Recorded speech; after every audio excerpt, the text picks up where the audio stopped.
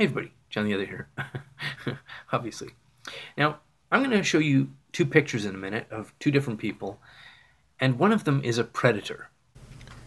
Now, if you are a believer in the Me Too movement, you're probably going to jump to the conclusion that the guy on the left there, he's probably a pretty bad guy, and the one on the right is his victim. This is from an article published in the Toronto Star. This is a guy who is in his 50s, is a successful contractor, enjoys the outdoors, likes to go fishing, ride an ATV, and had a pretty good-looking girlfriend who was involved in an accident that caused brain trauma, which put him in a coma for several weeks. He woke from that coma and recovered with a significantly reduced mental capacity. He was a shadow of his former self. Now, 3 days after he came out of his coma in a, state of mental weakness, his very lovely ex-girlfriend more or less abducted him and married him because he had no way to resist her marrying him. He was in a significantly reduced mental capacity. And then, of course, she engaged in lots of other predatory psychopathic behavior, which you can read about. I'll put a link to the article in the low bar. The point is, 6 years later, a judge annulled the marriage, deeming it to be predatory and exploitive. And this is the important part that I want to get to. I have for a very long time viewed marriage as it is now constituted in law as a dysfunctional, a very corrupt, and predatory, damaging social and legal institution that should be either radically overhauled to resemble something that it is not now, or it should be scrapped, and we need to come up with a new way to manage relationships and families and so on within the context of law and in our society. I'm not going to get into what the model of that is going to be, but what I want to point out here is that the courts are now, in tiny, tiny, tiny baby steps, beginning to recognize that marriage, rather than being a beneficial social institution for the raising of families or the coherence of man and wife or whatever, or having a stable society, that it is a wealth appropriation scheme. It's a hustle. This guy was judged to be mentally incapacitated, which is correct, and because he was unable to resist getting into this marriage with any kind of will of a normal, not damaged human, he got sucked into a scheme for her to steal his income, steal his business, steal the financial compensation that he may get due to his brain injury. Well, I think there's an argument to be made that all men, or at least most men, in the presence of a, physically attractive or sexually attractive woman are in a state of mental disability. But that's not the argument or the video I'm making today. I'm talking only about the exploitive, the dysfunctional, and the very corrupt nature of the institution of marriage, and how legally we are now starting to see that recognized in the case law. The second thing that I want to talk about is what I've been talking about the last couple of videos, the continued rolling cloud of destruction that is the Me Too movement, and now there is a new format called Time's Up. This is a collection of, I think, a couple of hundred high power and a lesser powered Hollywood actresses who have raised millions and millions of dollars, and they're going to begin suing, prosecuting, penalizing, publicly shaming companies that they judge in their little privileged snowflake world to be fostering environments of sexual abuse, which sounds noble if you're actually talking about real sexual abuse, but what so much of the Me Too movement has been talking about is just normal sexual behavior that one person maybe didn't want to be flirted with, or maybe didn't want to be told they were good looking. There's a very broad spectrum that's all being recategorized as equivalent to violent rape or equivalent to child sex abuse or something like that.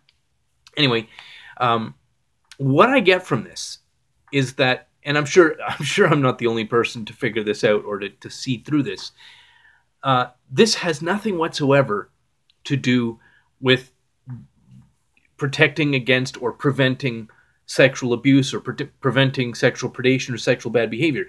The Me Too movement and all of its derivative formats is about a power grab. It's a power coup. It's a non-militaristic replacement of men in society, particularly men of accomplishment, the men who've built movie industries, the men who have created shows like Honest Trailers. They went after Justin Roiland, which I think is going to backfire on them. One of the creators of Rick and Morty, my favorite piece of animation to date in the world right now.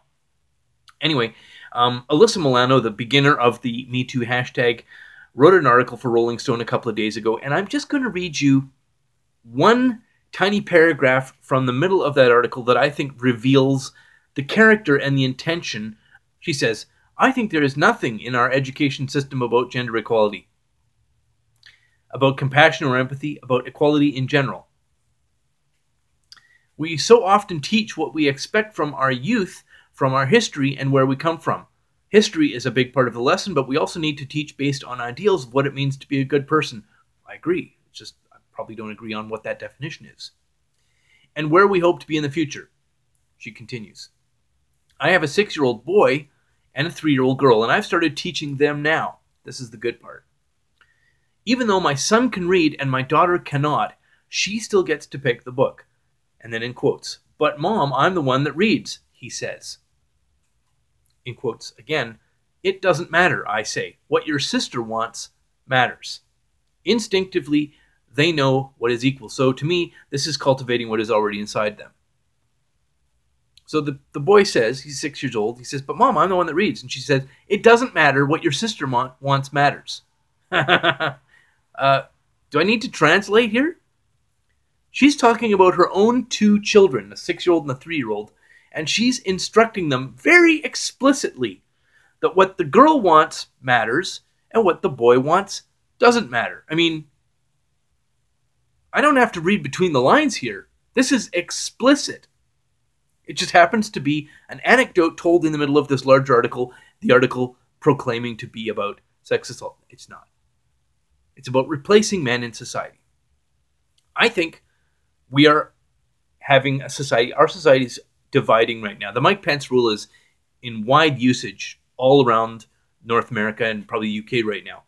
And it's going to get more, because if you see the growth of this Me Too, there's this tone-deaf inability to understand that normal people outside of Hollywood are not going to tolerate having all the men in successful positions be casually and flippantly destroyed over, in many cases, nothing other than non-pathological, non-predatory, non-exploitive, normal sexual expression of male sexuality. Destroy, destroy, destroy, flippant, casual, ping, ping, ping. So what we're going to see is society dividing along gender lines. And as we go through this shakeup, the women who have been able to just walk into places and wave their magic finger of accusation and have everything fall over for them, I think is coming to an end. Conduct yourselves accordingly. I'll put a link to that article in the low bar. Thanks very much for watching. And if you like this kind of content and you want to help support it, there's a link to my Patreon in the low bar as well. Anyway, that's all I wanted to say about that. Thanks very much for listening. And as always, have a lovely, lovely day.